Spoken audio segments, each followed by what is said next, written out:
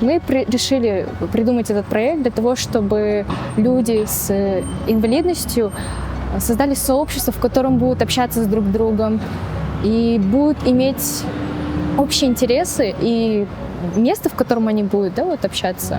То есть наша посуда, которую сейчас мы изготавливаем, это посуда из отруби. А если туда, например, наливать горячую воду, она держит свою форму где-то 45 минут.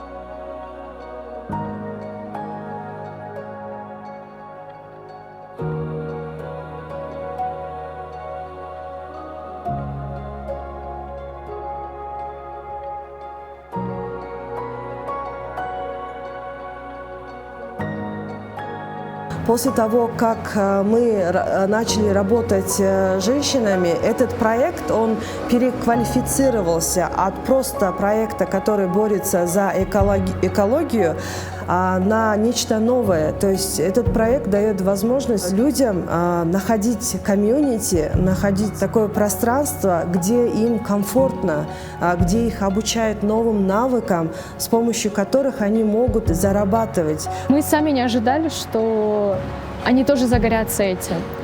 По большей части мы думали, что мы будем их вовлекать и делать все возможное, чтобы им тоже было интересно.